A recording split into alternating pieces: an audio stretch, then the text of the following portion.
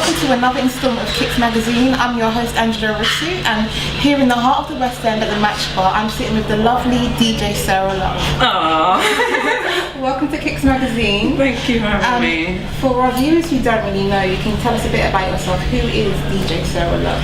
I am born and raised in London. I'm a DJ. I built up my name originally through a party called Kung Fu in London, a HipHop party. Okay. From there I went on to do a lot of like international touring and working with a lot of dope like hip-hop artists, and then from there I started working with the BBC and MTV, and yeah, so really I'm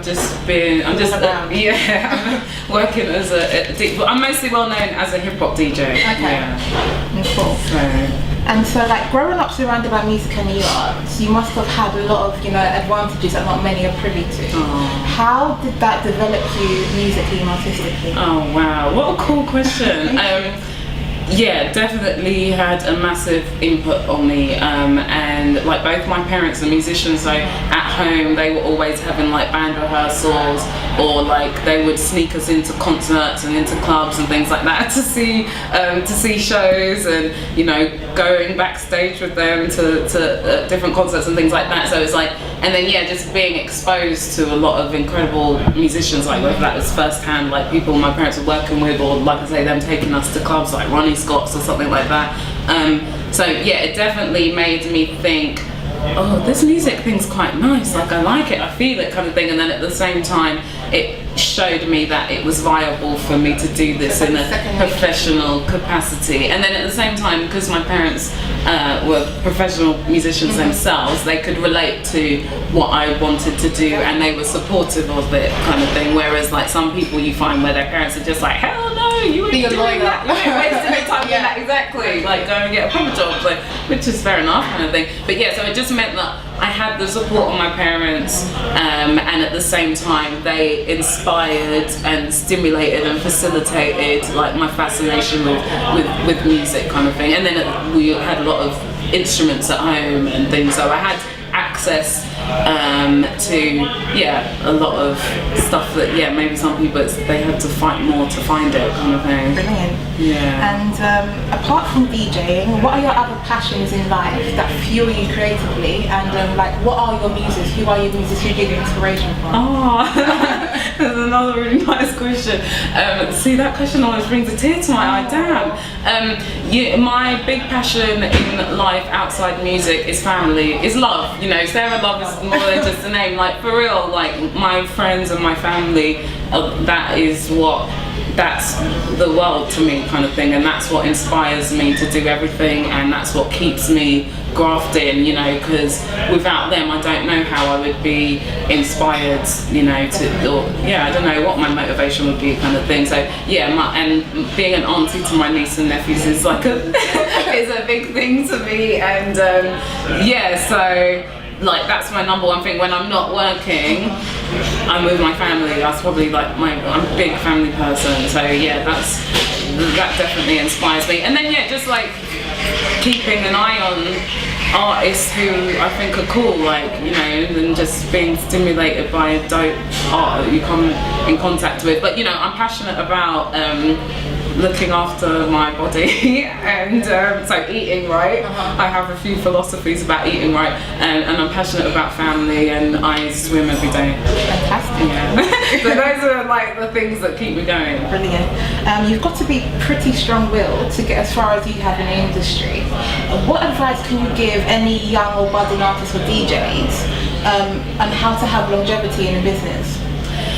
I think integrity and skills equal longevity. Okay. So it's like all this kind of X Factor era that we're living in now, where it's this kind of get rich quick schemes, and like you don't have to put in the work, you can just go on a talent show and be discovered overnight. And then what you find with people whose careers have gone that way, it's like often they haven't got the foundation beneath them to support them over a long period of time, or it can just be very overwhelming to suddenly have these things on your plate that you have to deal with, So I think when you've come from the sort of ethos that I was taught, which is make sure you're good at what you do, know your market, and you know, grow up, put in the work, earn your stripes. You know, I think anybody I know who's come up with those kind of philosophies, they are like, I'm not saying this about myself, I mean like they are, in my opinion, like legendary people who their name stands for something, and that's why they keep working. So I think it's just important to have credibility. The way you have credibility is by having respect and love for your craft, and so putting the time into being good at what you do, I think, is really important, and I think that can really go a long way. Skills and integrity. So taking the narrow road instead of the wide one and trying to build yourself up. Yeah, I mean, it's interesting saying it like that, the narrow road instead of the wide one, because yeah, I think it can be good to be niche. You know, it's very good to be versatile, and it's very good to be able to diversify. You know, like me as a DJ, I'll do lots of parties, not just hip hop parties. I'm mostly known as hip hop parties, but sometimes, you know, I'll be playing reggae or soul or funk kind of thing. You know, so it's good to be able to be versatile. But at the same time, I think it can be good to be niche, because people know you. Like when people think, okay, I need a hip hop DJ, who's the best? Like if you're known as that, this is the definitive person to go to for that. I'm not saying that's what I am. I'm just saying that can go a long way, I think. Like, you know, if you're looking for a turntablist, you know who to turn to. Like, and I think that's a good thing, and I think that gives you credibility, yeah. Because rather than it's like, oh yeah, I'm just whatever you need me to be today, what you need me to be a pop, you know.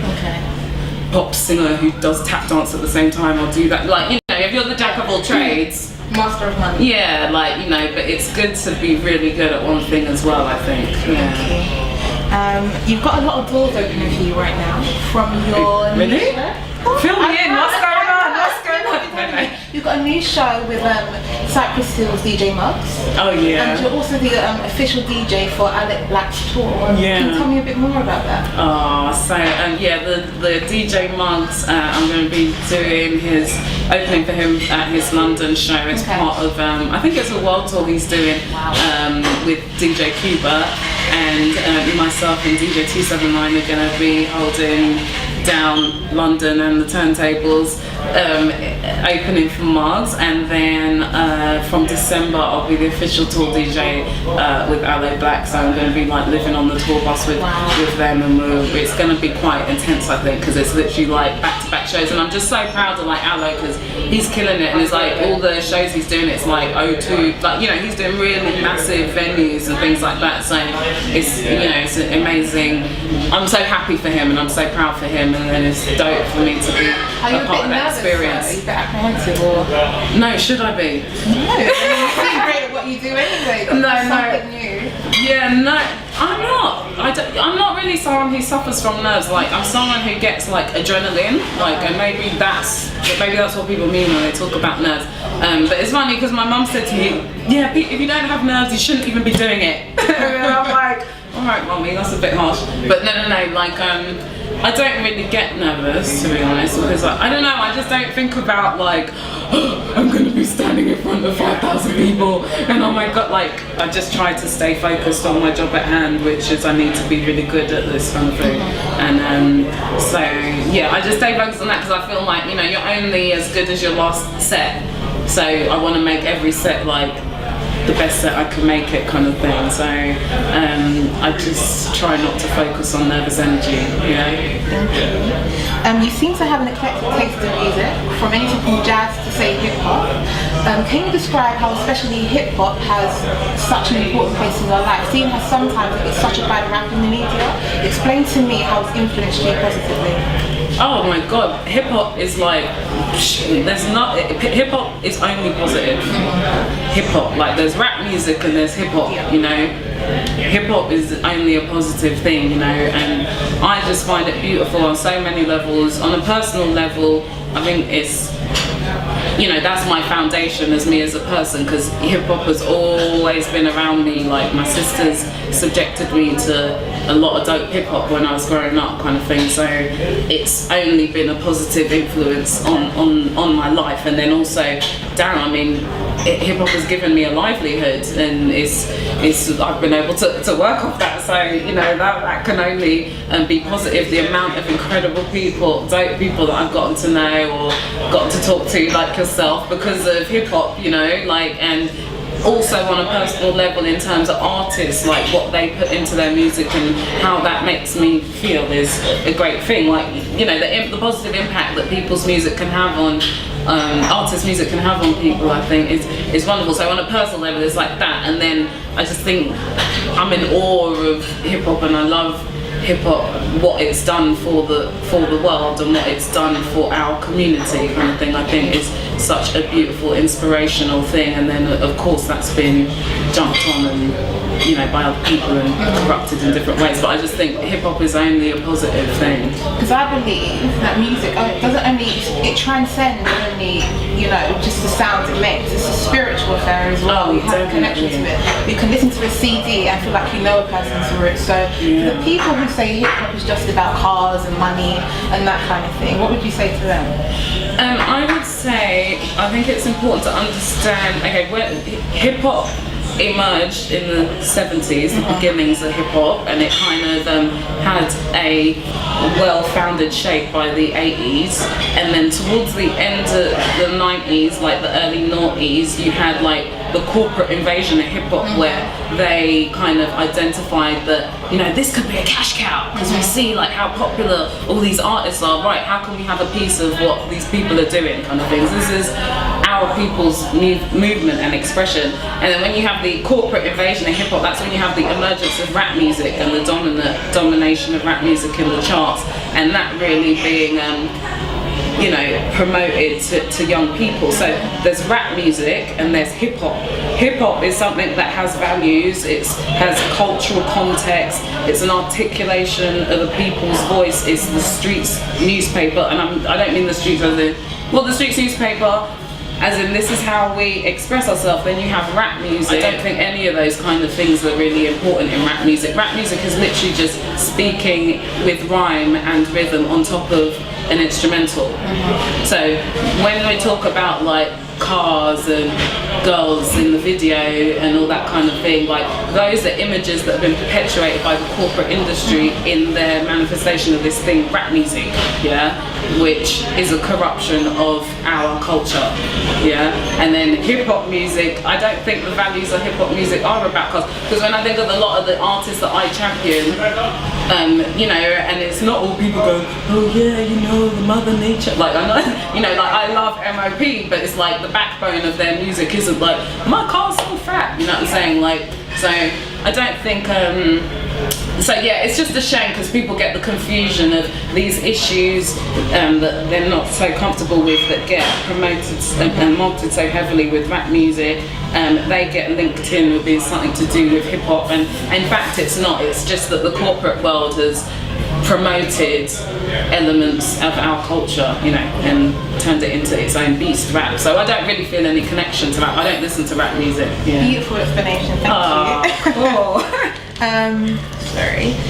And how do you, being in such, you know, a media-based industry, how do you stay grounded? How do you stay authentic? You've got to have a strong character, I think. I think it comes down to what your values are as a person, because I'm not really someone who, I'm not that motivated by money or fame. Like, I always remember when I was young, I always said I want to be recognised by name, not by face, kind of thing. So it's like, and these are things that have come to me as a result of doing something that I loved, kind of thing, rather than, you know, for a lot of people, I think they have some fiending for celebrity and for money, but those things aren't really that, I wouldn't rate them as high things to me at all. In fact, celebrity is weird, like I find it very strange, kind of thing. So for me, I find it quite easy because I'm just I don't want to get lost in that world. You do it because you love it, not for the fame and not for the lights. Yeah, and because I'm just so in awe and in love with hip-hop culture and music and the art of expression and artistry and creativity and people's voices and all that kind of thing inspires me. And you know, I want to be a part of that. Like, you know, life is short, so I want to be part of something that means something to me. You know, it's like I don't need that other stuff. So I think for some people though, it's easy for them to get corrupted, and then that's when, you know, we have these terms like sellout get used, kind of thing, because people feel the pressure of, oh damn, now I'm like a high profile person, I need to be driving a Benz. Oh damn, well, so if I need a Benz, I need more money. Well, I could get more money if I start playing this kind of music. I don't really like it, but I better play it. And then, you know, you find you have a lifestyle that you're trying to maintain, and so then you want to do things to be able to maintain that lifestyle, but ultimately, like, trying to live up to all that kind of materialism and stuff is can be distracting from other things that are good to enjoy in life, you know. So yeah, for me it's easy because my motivation isn't fame and money. Thank you. You've been around the world, Africa, Australia and the US. You know, it seems like we're pretty much set for world domination. Do you sometimes marvel at your accomplishments, especially being a female in such a male-dominated industry? Aww, I never do. And now it's like only now, like listening to you, I'm like, yeah, I have been to those places. That's quite cool. Like, yeah, I very rarely actually stop and think about anything that I've done. Like, I just like deal with each day at a time. I'm like, right, today I've got to, you know, go and do this show kind of thing, so I'm just focused on that each day. So yeah, I just very rarely think about like, oh yeah, when I was nominated or this. I don't think about those kind of things. So yeah, it's funny, like, you know, because just when I do interviews like this or something, people ask me about certain things, I'm like, yeah, shit, I did that. That's kind of crazy. Amazing. Some people don't even need their area code. They stay where they are. They don't explore life for what it really is. And for you to be so young and to get as far as you have, it's pretty remarkable. Oh, I think, you know, like the best thing anyone can spend their money, the most life-enhancing thing anyone can spend their money on is travel. Yeah. Like what you learn and take away from being able to go to another part of the world and see other solutions to life or survival is like, you know, that's mind-altering kind of thing. So for me to be able to do that, to be taken to these places and as a DJ is just like an incredible blessing, you know, that I always try to honour when I go to those places by being as good as I can possibly be for everybody. You have a full track record of creative success. What can we expect from you in 2012? 2012, wow. Well, I'm kicking off 2012 in an Australian tour, so I'm going to be out there for like a month. And then as soon as I come back from, I know I'm going to be doing a lot more travel. I've got a few personal, I'm someone where I'm always like, I never want to talk about things before they're happening because I'm always scared to jinx things. Like, but yeah, I have a few like personal projects that I'm working on, and in this last year I've taken an interest in some film related projects, so I'm like, I'm just interested in taking some exploration into film work in different capacities and stuff, and writing, and I want to do more performing again because, like, you know, originally I was involved in a lot of live music, and then as my DJ career took off, it's like really taken me away from those other things. So yeah, I'm just looking to do a lot more like writing and performing and stuff as well. Yeah, I lost it. I'm exposed to it. And finally, last but not least, how do you get your kicks? How do you get your inspiration in that? What's your thought? Love for people. It's everything is all about people, isn't it? There's nothing more important like in this world than time with people, and yeah, just the immense love that I'm surrounded by and that I have for like my sisters and my nieces and nephews and my parents. Like honestly, that is like my that's my motivation and my inspiration, because I want to kill it for them. You know what I'm saying? So yeah, and I'm a big nature person, and I really love swimming. So I'm really sad. I'm really sad and pathetic. You want me to say something like, yeah, I go bungee jumping at the same time as getting a tattoo? And no. So really, it's love, friends and family, food, and sound like me. Yeah. What's up, people? It's your favourite London B girl, DJ Sarah Love. And remember, for your daily kicks in music, fashion and funk, there's only one place that you need to hit up, okay? And that's kicksmagazine.org.uk. Peace.